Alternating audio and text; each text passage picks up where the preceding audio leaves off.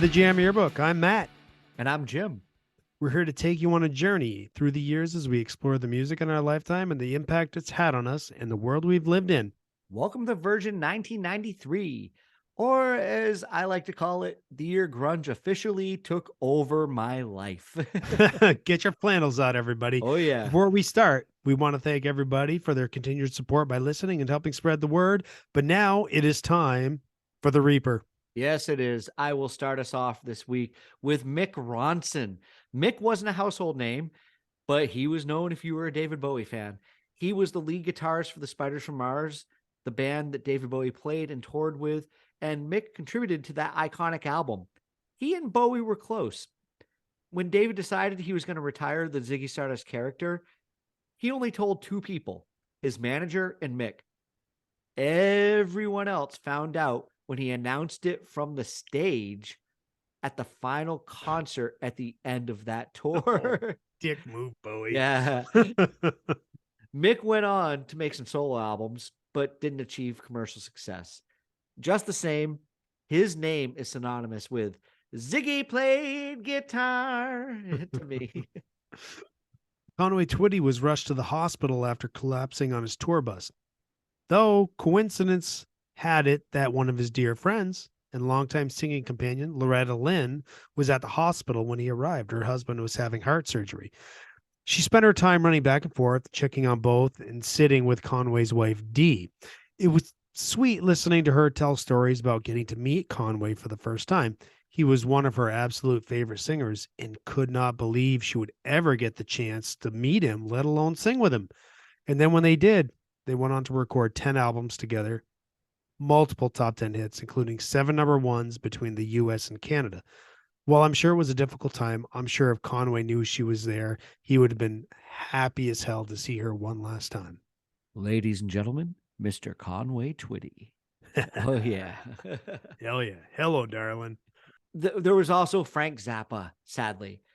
I think it's easy to admit that neither of us are Zappa guys, but we don't disrespect anything he contributed to music. Not at all. Yeah, without a doubt, he was a genius. We just didn't understand. Yeah. He was weird without the drugs. You couldn't be under the influence of anything to be in his band. His songs went from intricate to absurd. He sang more about farting than love. He's the reason we all warn each other not to eat the yellow snow. He also campaigned for free speech in music and fought Congress against Tipper Gore and censorship. He might be tough to wrap my head around musically, but I like what he stood for as a person. Oh, yeah. Just watch those congressional hearings, and you are probably only scratching the surface of how smart that dude was. He was definitely a mind of his own, just a true critical thinker. Yeah. All right, let's kick the Reaper to the curb, Jim. Version 1993 is your baby.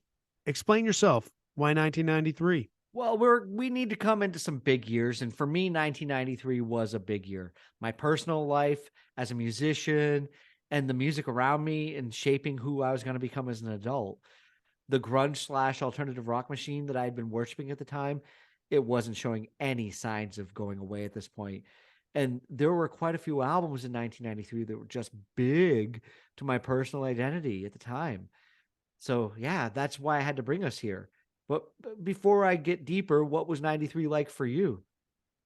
It was really a mixed bag for me. I'm listening to quite a few different things. I'd been hitting the grunge and the alt stuff pretty hard, just like you. But some life changes brought some different influences into my life.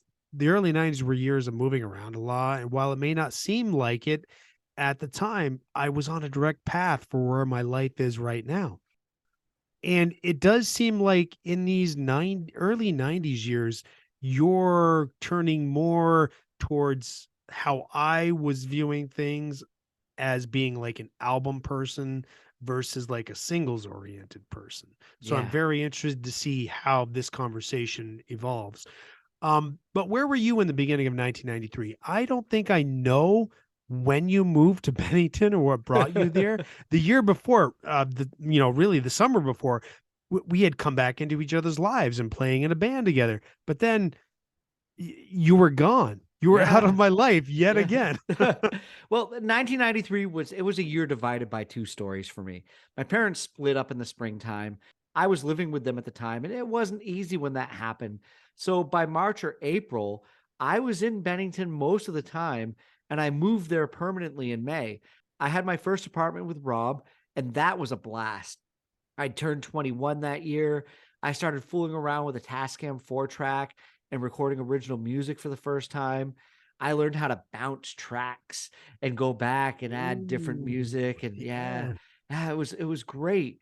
I was hanging out almost every day of the week or several times of the week at the local record store, Record Rack. Remember that in Bennington? Come on, Oh, yeah. geez, hell yeah. I spent plenty of money there. Listening and talking about music with people basically became 100% of my social pastime. We were listening to a lot of Primus, Smashing Pumpkins, Pearl Jam, and whatever else WEQX was playing.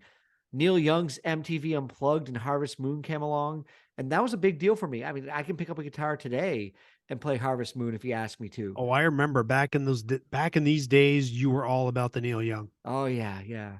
But that's where I was at. So what about you? Here we are in Bennington. How are you living? Jim and Matt enter each other's lives yet again. Yeah. I started the year in college, but I knew I wasn't going to return the following year. I just didn't make the right choice and subject that suited me. I've graduated since then. I'm not a long-term quitter. I just had to find the right thing. My college life, as with everybody, it had a significant impact on what I was listening to. I came in listening to grunge and alternative and metal, a lot of Pearl Jam, Megadeth, Infectious Grooves, Ozzy Good Osbourne, Rage stuff. Against the Machine, Yeah. all that stuff. But by the spring semester, I was hanging out with people more in the dorm. I met my wife, Kim, and we all kind of gathered at one room at the end of the hall, and there was a lot of rap and country, believe it or not. And actually, by country, I mean Garth Brooks. I, I, Sorry. s- I- yeah, I know. Jim almost did a spit take right there. I started the year walking the halls singing "Killing in the Name of" by Rage Against the Machine, but then I ended up, a few months later singing "Friends in Low Places" by Garth Brooks. It just goes to show how much the people around you influence your listening and how they can make things that you wouldn't have thought or dreamed of Oh before, yeah, they make yeah, it acceptable to you. yeah. And there's no iTunes, there's no Spotify, there's no Amazon. It's all the radio and your peers. If you're in someone's car or their dorm room, you listen to what's going on.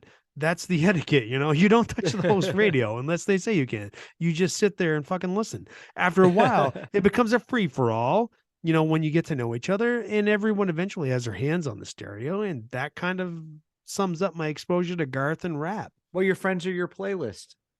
You know what? That's a great way of putting it. I never, Yeah. I hadn't really thought about it, and that's actually kind of a great way to have your playlist. Hmm. Have people kind of push your boundaries a little bit, Yeah, and definitely. especially with rap for me, because as you know, that wasn't my thing growing up. No. No, not at all. And I don't know if any of this was really popular, but there was Del the Funky Homo Sapien, Rex and Effect, Snow, Positive K, and there's more. I just can't remember them off the top of my head.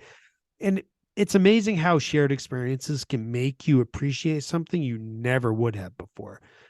And then in the middle of the year, I moved to Kim's hometown, Bennington, and was just working and living with some college friends. And then one day, here's Jim yet again coming back into my life. It's obvious we were meant to be there. We have always had this life of turning up in the same place, and it's been a strange, but it's a great coincidence that you and I started out at the complete northern tip of Vermont, and a couple of years later, we were both at the complete southern tip of the state.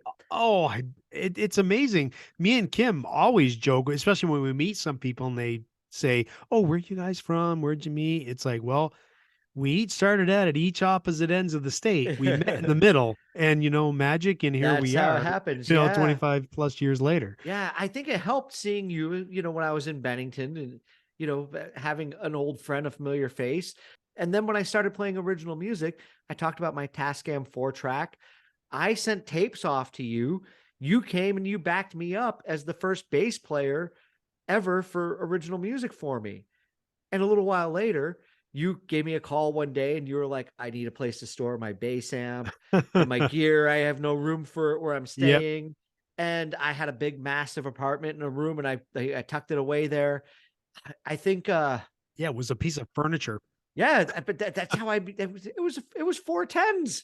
Yeah. It was It 410s. was an 18 and 210s. It was a Black Widow. It was a PV Black Widow. Yep, it I was a remember PV this. Black Widow. I It was an remember this. 18 and 210s with a Mark III head. Mark IV, Mark IV. But honestly, Matt, that's how I became a bass player, because I looked at that in the corner of my room after playing some guitar for a while and I thought, bet that's loud.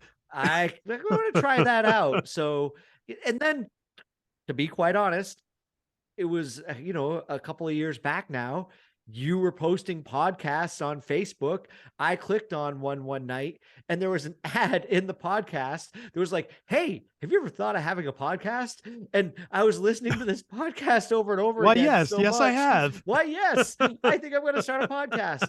And I did. And don't anybody ever go back and look it up, because I'm very happy with what we're doing now in comparison to what the first show sounded like. But you were my first guest on the first podcast I did. So yeah, here we are now. This always happens with us, and Yeah. I'm happy with that. That's great. It's Yeah. Sorry, Linda. But it really is amazing how we're just like two planets just on this orbit, and we just get into each other's shit every once in a while. we do.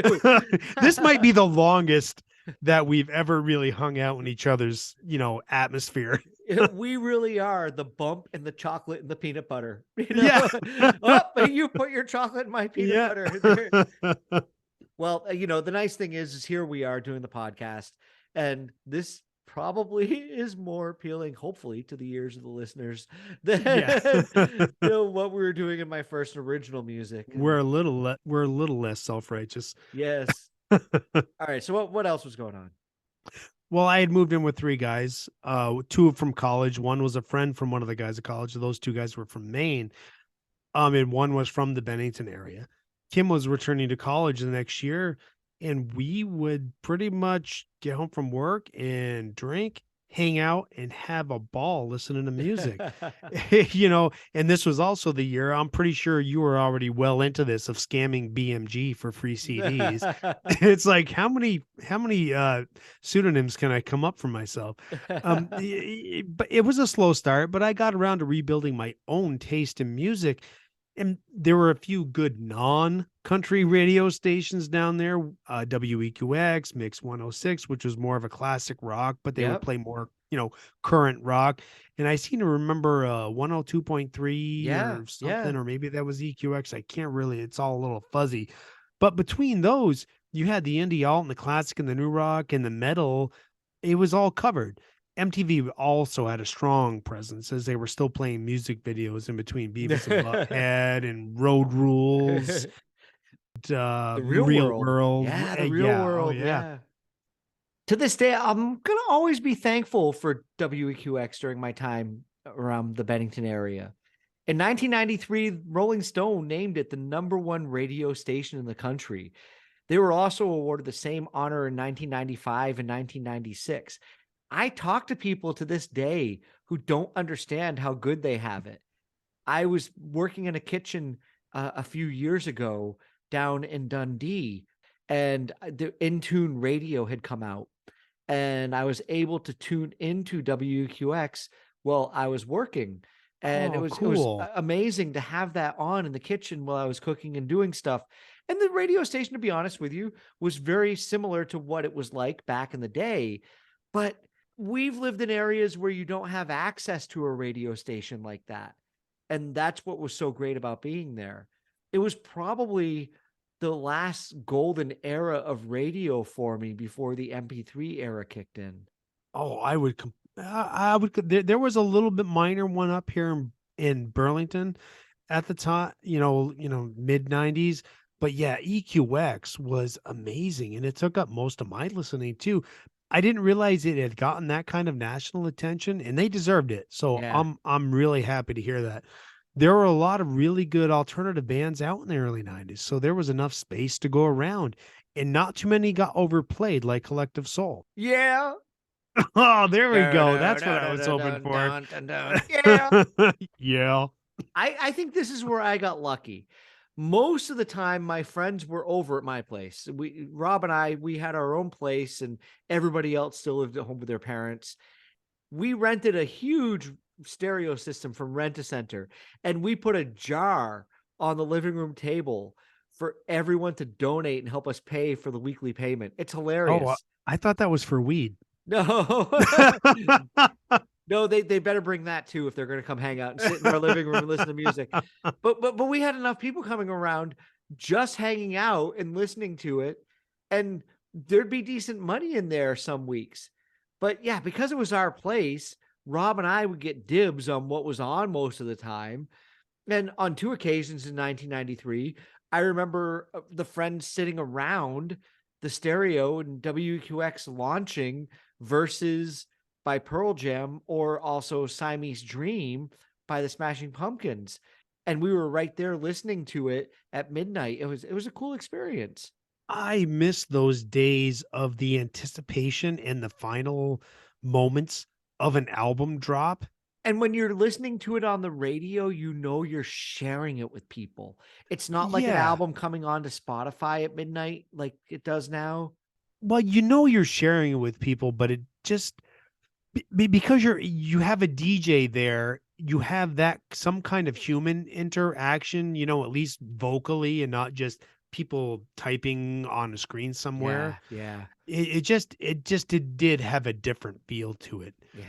So what songs got the most quarters in Jim and Rob's jukebox? It sounds like your apartment was the bar in Billy Joel's Peony. There was no real estate novelist or whatever it is in there. What is a real estate I novelist? don't know. I don't think that's what it actually says, but Rob was really into Primus. Like that was his band during this Oh time in yeah. '93. And we went and saw the Pumpkins and Primus on these tours. Oh, that would Yeah. be awesome. Oh, it was amazing. There were a lot of times that the neighbor came and knocked at the guy who lived upstairs and knocked on our door to tell us to turn the stereo down when Primus was playing because it was always turned up loud. My Name My Is name Mud is started playing. Mud. Yeah, just to just turn it up at the start just so you hear it come in Yep. the right Or way. Mr. Crinkle. Boom, boom, boom, boom, boom, boom, boom, boom, Yeah. boom. DMV, that was another great tune. Oh, it was, yeah. Versus was a little bit of a letdown for me at the time. There were some good songs on there. It's gotten better with age. I didn't hate it, but when your previous album was a smash, like 10, it's hard to follow up. And Daughter got so overplayed. Yeah, that got a lot of play. Elderly woman behind the counter in a small town. That's the song right there, though. Yeah, that was a good song. Rearview Mirror, though, I think that song rocks.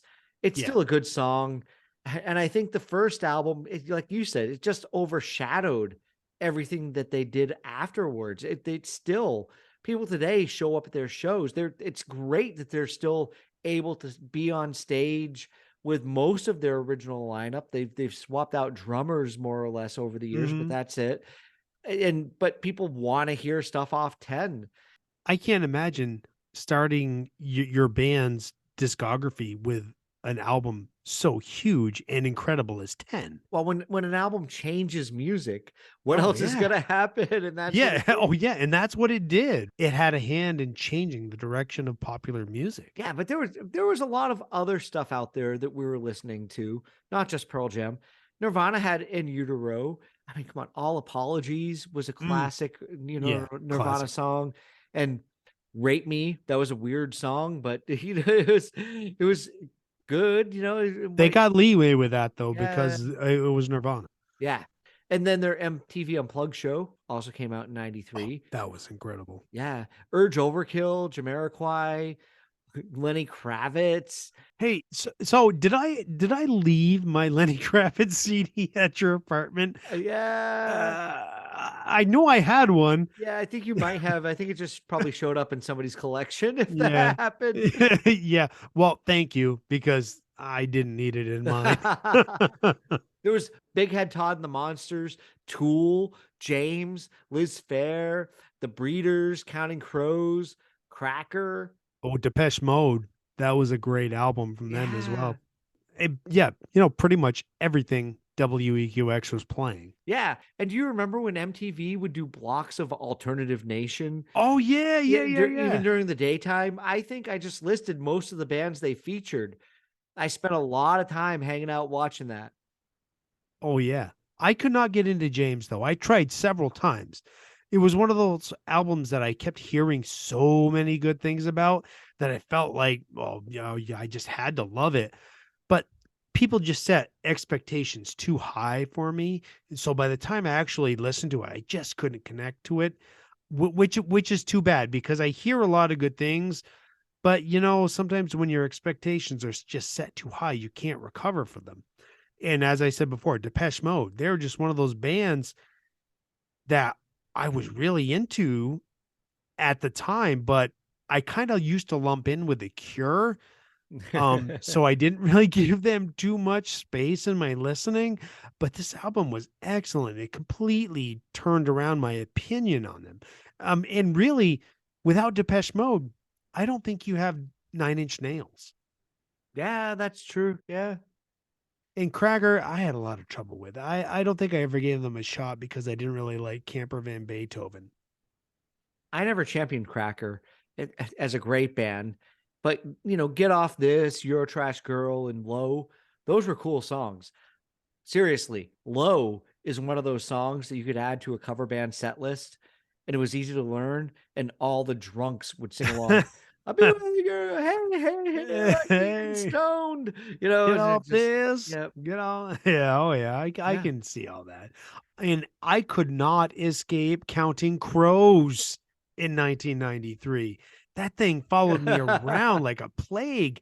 There were some good songs, but for some reason, I was just a Counting Crows magnet. And I got completely tired of it. After all the attention died down, Round Matt. yeah, yeah, I just could not deal with it.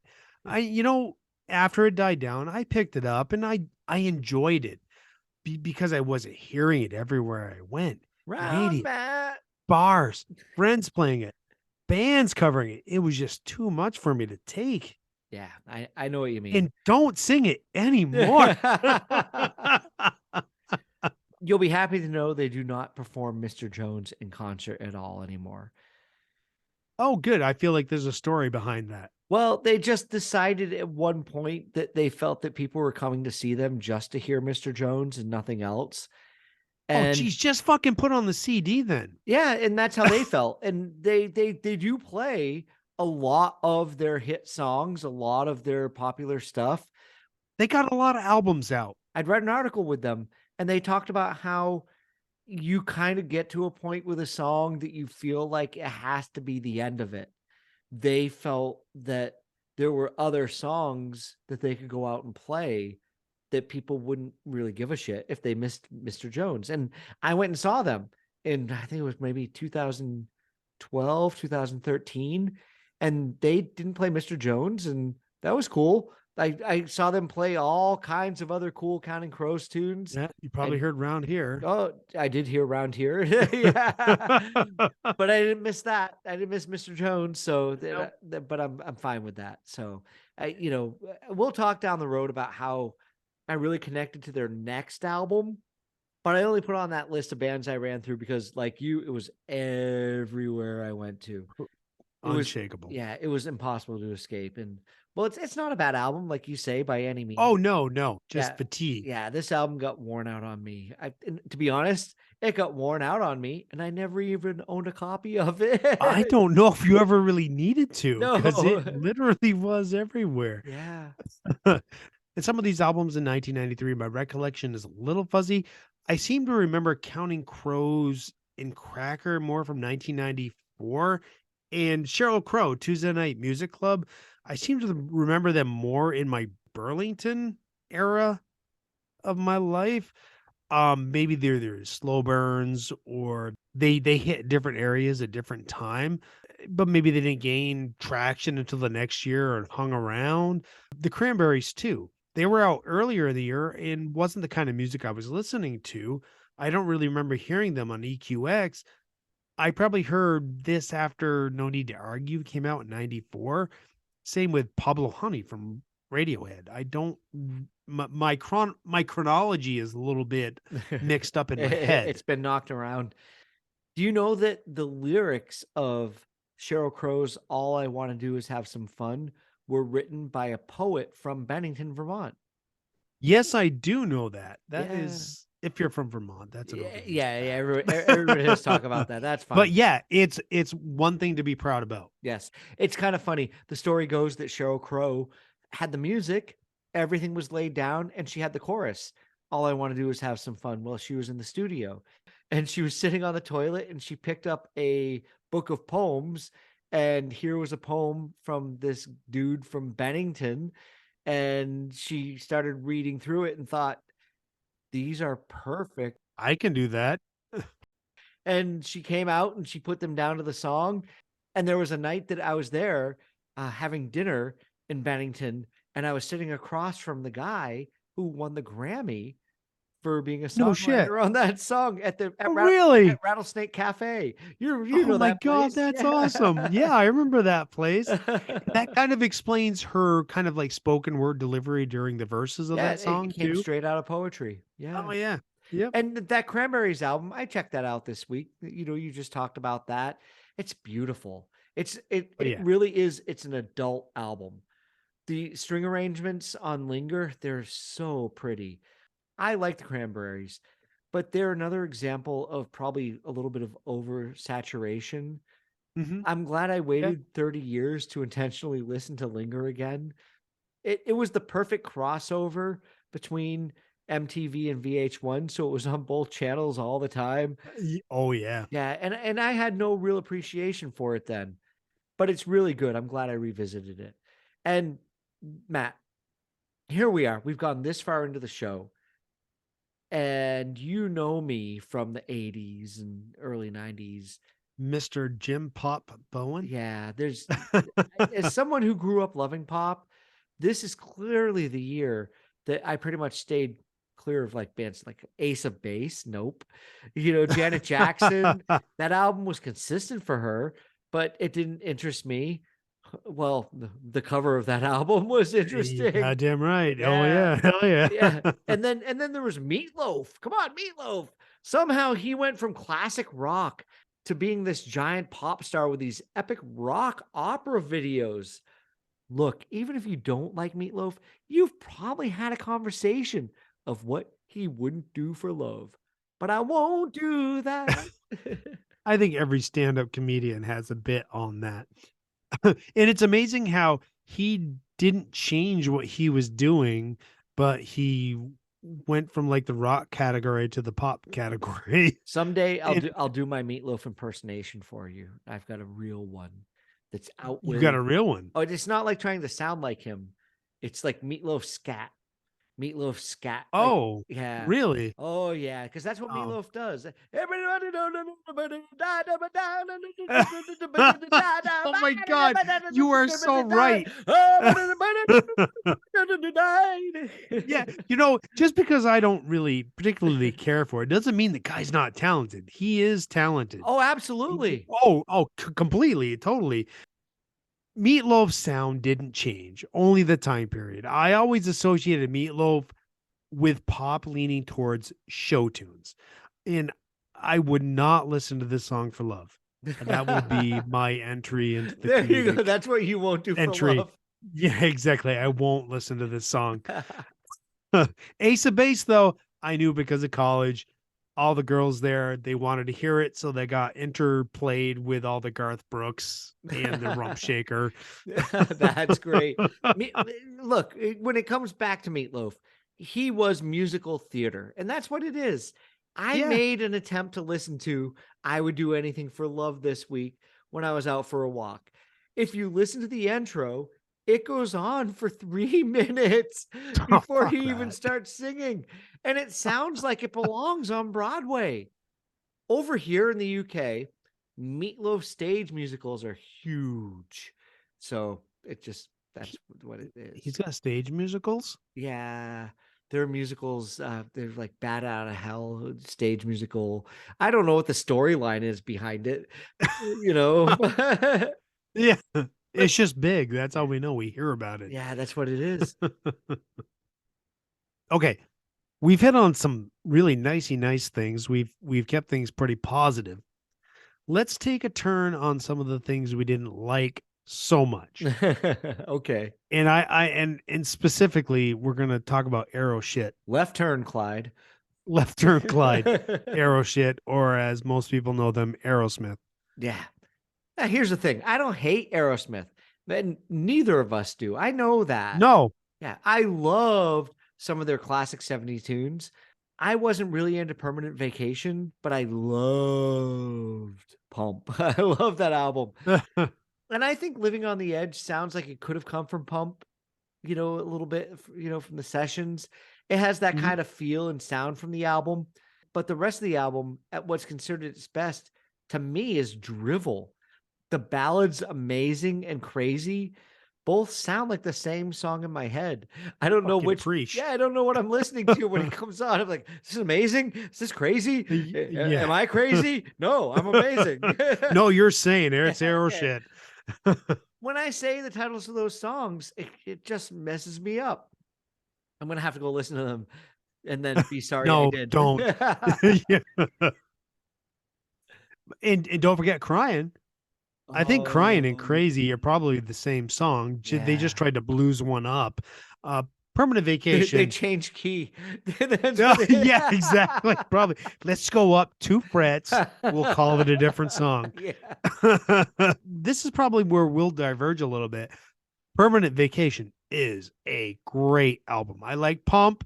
It sounds like you like Pump more than I do, and I like Permanent Vacation more than you Yeah, do. if you say so. Yeah. And even if you're tired of Ragdoll and Dude Looks Like a Lady, Living in the there's movies, hot tramp. hey, there's plenty of it to like. Going Down, Pump was That's the album with Angel on it.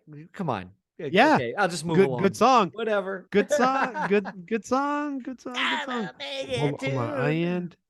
Oh, and they also have a killer version of "Oh Darling" on there too, so that's pretty killer. Yeah, that's different. Yeah, yeah. But Pump was good. No, not good. It's great. I think both albums are great. I just think we have one on a pinnacle higher than the other, and there's nothing wrong with that. But I was really looking forward to Get a Grip. Yeah. Eat the Rich started out good. It started out on a great first note, and then the rest of it was I was trying to convince myself I liked it. When in reality, I'm like, oh, this is a dumpster fire, but I don't want to admit it's a dumpster fire. Because you like the band. Yeah. Yes, exactly. Yeah. Because the Aerosmith, regardless of where you lie, they're talented. They're a great band. They have a lot of great songs in their catalog. And they made this huge comeback. So Yeah. I think the biggest thing about that album for the both of us retrospectively is how absolutely commercial it was compared to just Yes. being a rock album that we were used to from them. Yep. And how creepy the father-daughter relationship could be. Yeah, that's a weird thing with the music videos. That was Yeah, weird. yeah. Don't do that, dude. That's fucking weird. At the same time, regardless of Steven Tyler, I fell in love with both Liv and Alicia Silverstone. And those, Yeah. yeah, Yeah, it was yeah, hard to do we that. all It's hard did. to We do all that. did. So, did you fall in love with U2's album Europa? Oh, come on, man. I like you two up until this point. Yeah. It was a super disappointing album. Kudos to you two for thinking that changing their sound would help them stay relevant because I think a lot of bands do that. And there was a lot of similar sound in their 80s stuff, but this was a complete misfire by them. It was boring, it was dull, all of the feeling was gone.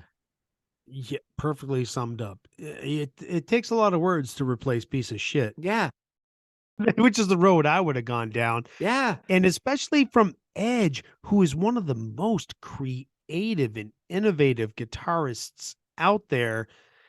And I'm sure when they were recording it, they were like, "Oh yeah, this is groundbreaking," and it kind of was groundbreaking. But if you're meaning groundbreaking as this is going to change the course of music, hold your No, horses. yeah. It's not going to do that.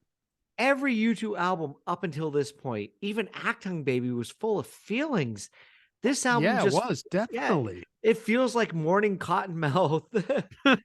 You just wanna wash it away from your memory completely. Calgon, take me Take me away. away. The a big phenom that was taking place in '93 was the MTV Unplugged series, Oh, and those were it huge. was a social event in my apartment. Neil Young, 10,000 Maniacs, Rod Stewart, Stone Temple Pilots, Duran Duran, and the episode of Nirvana wound up being a special place in music history, capturing Kurt Cobain in a light he hadn't been seen before. But to be, kind of completely honest, I think this was when we really first noticed, wait a minute, that drummer Dave Grohl, he's kind of a talented guy. There's something going on Oh with yeah. him. Yeah, I think Dave Grohl opened a lot of eyes with that performance. He just bashes his drums on Nevermind, but he plays within the parameters of the event Yes. at the Unplugged, and he Yes. holds back. We both played with a lot of people, and it takes talented and confident musicians that don't have to put on a show, but play the moment and take advantage of the right opportunities to showcase themselves. I loved how you could tell, or at least they gave the impression they didn't have a lot of time to prepare. Mhm. I was never much into 10,000 Maniacs and the overplayed that unplugged version because the night. Oh my god. Yeah, it's one of those songs I wish I could wipe from my memory Oh, yeah, completely. it was a good cover of a Patti Smith song, but it's a shame that because I think you'd actually appreciate them more now compared to having that shoved in your face all the time. Yes, Yeah. probably, yeah. You're right. And speaking of Neil Young, just there in MTV Unplugged, his career had a massive resurgence and probably reached another peak in 1993. Besides his popular MTV Unplugged performance, he was appearing with Pearl Jam quite a bit, coming out. Pearl Jam, if they were on MTV, if they were on Saturday Night Live, suddenly there was Neil Young playing Rockin' in a Free World with them. You Yep. can't blame him for that. That was great for No, him. hell no. Yeah. Um, but he released a weird album in '93 called Lucky 13. And I've always been a fan. So of course I ran straight to the record store the day it came out and I had to buy it. And it was really disappointing because it was mainly throwaway songs from his Geffen years in the 80s. Oh, jeez. Yeah, there wasn't a need to release these other than to just grab some cash off the people that had just found him. Yeah, sometimes you gotta fulfill a contract, though. Yeah, that's true. That's true. All right. So here we are. We are at the end of 93. It's been fun to Yeah, talk it's about a them, great year. 93 was a great year of music. but we've got more music to talk about because we have our 5. Yay, 5. I brought us to 1993, so I think I get to go first, don't I? Yes, you do. All right. So where are you gonna lead us off with? Well, I'm going to lead us off straight away with where I was at in 1993, and that's Smashing Pumpkins. The song is Geek USA. This is one of my favorite rock recordings of all time. I have a theory that a rock band can only be as good as the drummer. Whenever I've been in a band or put bands together, it's always been about the drummer because that's your centerpiece of the band, and then it grows out from there, in my opinion. And Jimmy Chamberlain from the Smashing Pumpkins is more than half of the sound of the Pumpkins Siamese Dream album, in my opinion. Cherub Rock, Today, Disarm, Soma, Mayonnaise. He's the backbone of all of those songs. But in Geek USA, the performance of that song belongs to him. Sure, Billy shreds, plays great guitar. It's amazing through the entire song. But this might be my favorite rock drum performance of all time. It's relentless.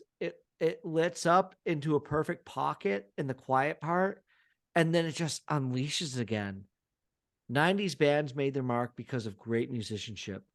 It wasn't always about playing hard. Like you said about Dave Grohl earlier with Nirvana and the Unplugged, it was about playing what fit the song. I wholeheartedly subscribe to the drummer theory. We're in this era now of beats, and what's lost on people is the importance of an actual physical drummer. Yeah. A great drummer doesn't just hold down the beat and drive the song. I mean, they do that, right? That's a given. And Jimmy Chamberlain does that, but he also influences this entire song. He plays with nuance and with the melody of the other instruments. Mhm. And I would not doubt that when they were recording this song, some of the fills that he was doing probably dictated where the song went. Oh, yeah. Most songs don't have the drums as the focal point, but if you listen to the song and the drums don't grab your attention, then you're not paying attention to it. Man, this is a song that gets goose pimples up and my nipples hard. Oh, 'Cause geez. Here we go. 'cause it just something about it, but it's the Jim, drums. put your shirt on. No, but I don't think we can state enough how great of a drummer Jimmy Chamberlain is. Mm-mm. I think he's really underappreciated as a drummer. Yeah, he is. All Yeah. right, so what's your first song from 1993? I'll put my shirt back on. Yeah, oh God, thank you. So my first one is going to be the Immigrant Song from Infectious Grooves. Yeah. Infectious Grooves is a tight funk metal side project of Suicidal Tendency members Mike Muir, Dean Pleasance, and Robert Trujillo, who is now the bassist for Metallica. Yep. Immigrant Song, it's one of my favorite Zeppelin songs of all time. And this is just a really fun version with plenty of attitude. They also do a great version of Bowie's Fame on that album, Sarsipius's Fame or something. I can't remember the exact name of the album, but there's your honorable mention. But the song that's going on the playlist is Immigrant Song. Yeah, that's a great song. It's an infectious cover, really.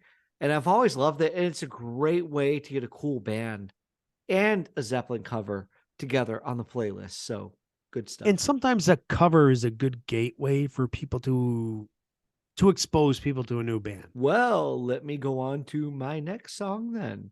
Oh yeah, what you got for us on your number I've got two? a cover. It's Pearl Jam and the song is Crazy Mary. I'd easily say this is one of my favorite covers of all time. It appears on a tribute album to Lucinda Williams to help pay her medical bills. All kinds of great artists appeared on it. And yeah, there was Pearl Jam with this performance of Crazy Mary. They capture the mood of the song as a whole. And actually, Lucinda Williams sings the background vocal. Since I wasn't going to bring anything from the Versus album this week, I talked about a couple of the songs. I wanted to share that they were still doing cool music, even if it was a letdown from 10. This was good. Yeah, I was a little surprised there was nothing from Verses in your five because I remember the anticipation around your apartment for that album, Crazy Mary. If there could be a perfect song for a band to cover, this is the textbook definition. Eddie can really express emotion normally just because he's so fucking talented, and he can tell this story so beautifully. Yeah, he does a great job at it. All right, what is your second song? All right, I'm gonna bring in a little hip hop, and I'm gonna go with Tony, Tony, Tony, and If I Had No Loot. Bringing some New Jack Swing to my five this week. Before 1993, I wouldn't have given this the time of day, but I was more than open to it after previous months at college and having that exposure. I couldn't pick another Tony, Tony, Tony song out of a lineup, but this song is as smooth as ever. Grunge Gym was new to me back in the day. I didn't realize you really left hip hop in your rearview mirror. Uh, you get the Pearl Jam reference then. Yeah. I know you said it in our text this week, but I thought it was an exaggeration. I shared a hip hop playlist with you this week, and you replied that you didn't really know any of these songs. And I was especially surprised you didn't know the Tony, Tony, Tony song. Yeah, this should have been my jam. This Yeah. Oh, yeah. Back this in the day, it would have yeah, been. this should have been something everybody was up in my place dancing to on the couch, on the tables. I told you in conversation, as you noted, that I wasn't familiar with this song. I was wrong. I knew it. And you know those songs that you don't pay close attention to, but you'll wave your finger at the radio and you'll say, "Oh, I like that song." Yeah. But That it's kind of in the ether. yeah, that was that song for me. And it's a little bit of that 80s New Jack Swing sound still hanging in there strong in 1993, like you said. I'm glad it's on the playlist because you couldn't pick out another song of theirs, but I had one of their cassettes. I had an album of Oh, theirs. yeah. I'm sure you could pick out a Yeah. dozen or more. Oh, yeah. Feels good. Feels good was a Yeah. great Tony song. So Tony has done it again. Just gotta say Oh, that. yes, it has. All right. So that is my second song. Where are you going to bring us for your song number 3, Jim? Well, Matt, you know what it was like to be around me in some of those early 90s years when Oh, I was boy. meeting Here we, girls and here we go. Do you need a fucking tissue? yeah, Tito, get me a tissue. This song is Melissa Etheridge's I Will Never Be the Same. Oh, good choice. Yeah. If you've ever been broken up with, this is the song. To be honest, I know this Melissa Etheridge album was probably overplayed on the radio and may have caused burnout for a lot of people in 1993, but she's a great songwriter, and her first 3 albums all had great songs. She's the kind of person that's been buried behind everything else in the early 90s, but for a moment, she was the biggest female artist in the world, and she deserved it. This song is the reason why she did for me. Oh, I know this well. Melissa Etheridge was one of Kim's favorites back in the day. She had a steady rise and peaked with this album. She has got a lot of songs that speak from the heart, and they're very easy to connect with. She's extremely talented, and she just knows how to write songs that connect with people. Yeah, it was a great time to have her around. All right, what's your next one? All right, so my third song is going to be Jellyfish joining a fan club. Jellyfish does a great, and I mean great, Queen impersonation. You can hear it in the backing vocals and the instrumentation layers. The album Spilt Milk has that influence throughout, but also some Beatles, and believe it or not, Supertramp. You Ooh. just listen to it, you'll hear it. And I realized I should be listening to this today.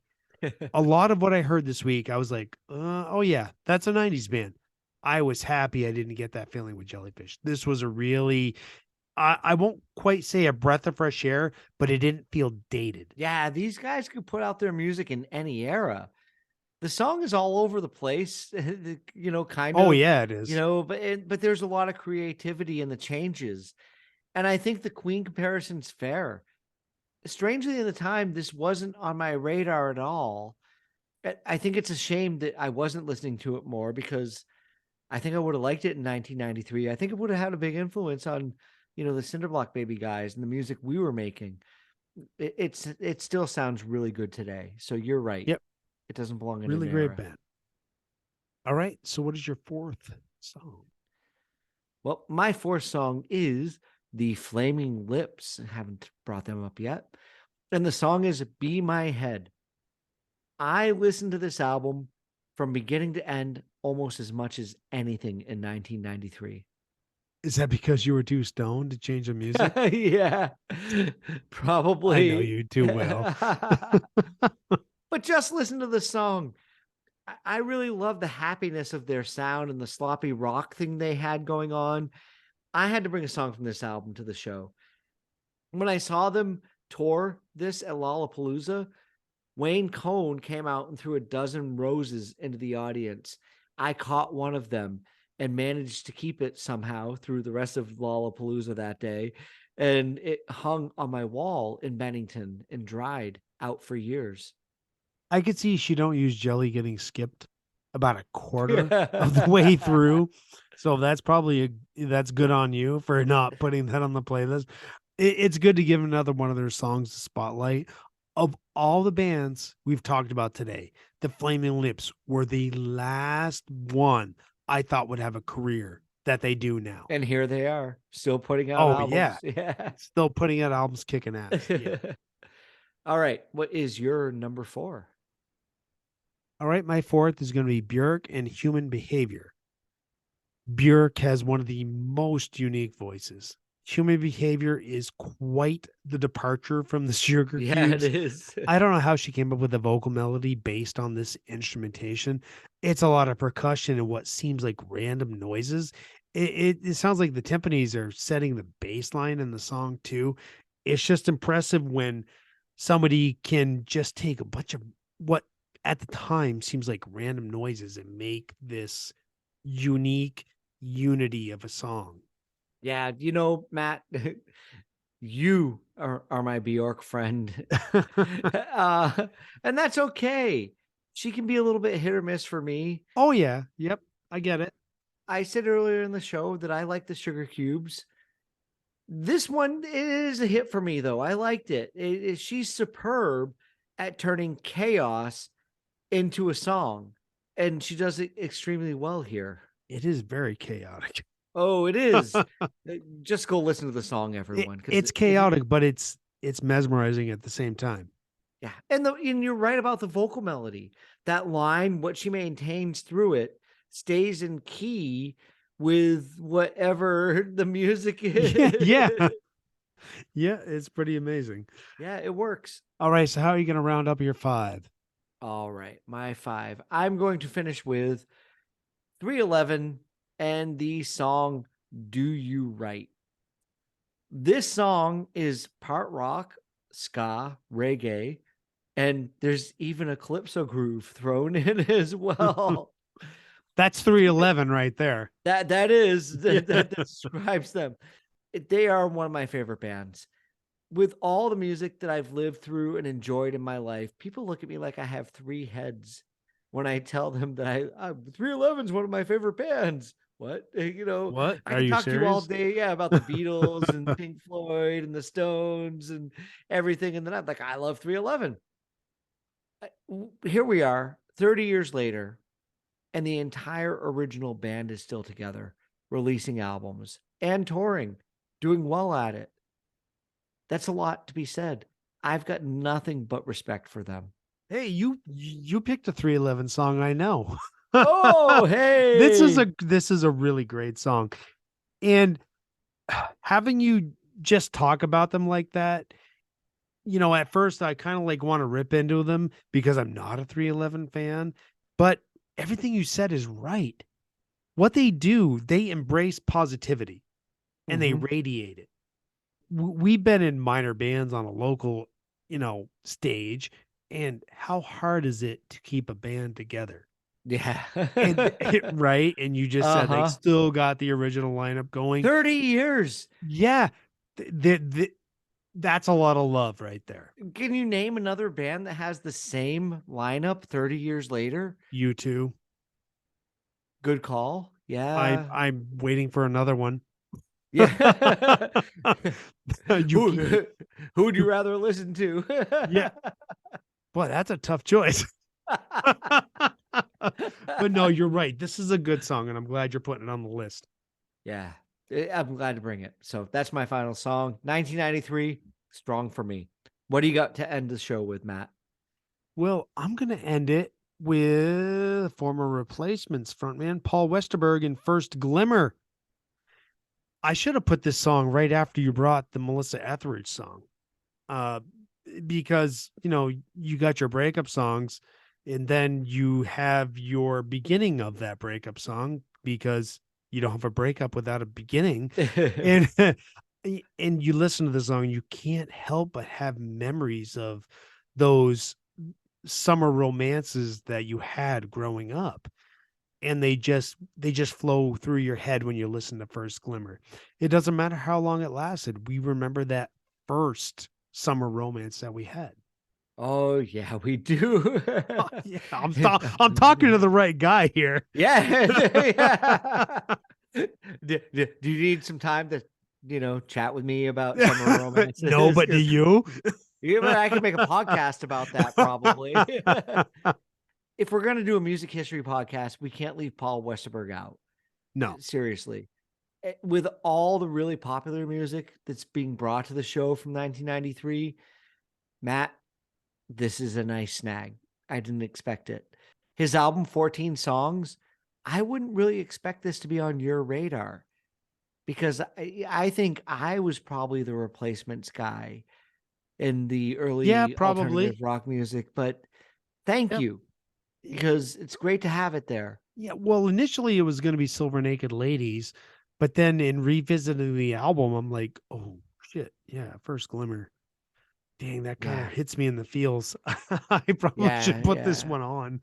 Yeah. It's got the right sound. So, Yeah, it does. yeah, good stuff. All right. So that's 1993. All wrapped up.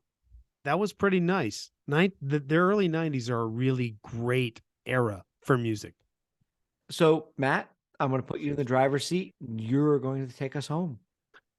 Yeah, so we want to thank everybody listening to the Jam Yearbook. But before we say our final goodbye, I'm going to tell you where we're going next. Oh, yeah. Where are we going next? What's the next show? We are going to go, it's been a while. We're going to go back to the 70s and we're going to Okay. check out 1977. Oh. And that's going to be a hell of fun year. We will try to Star Wars. Exactly. Nothing but Star Wars. We will try to keep the Star Wars references to a minimum. That's not a promise. That's just something we hope to do. But we will see you here next time for version 1977. Find our Facebook page and the playlist we are building on Spotify. We're excited for that. So until we meet again, Matt, it's been great. Yes, it has. Peace, love, and podcast.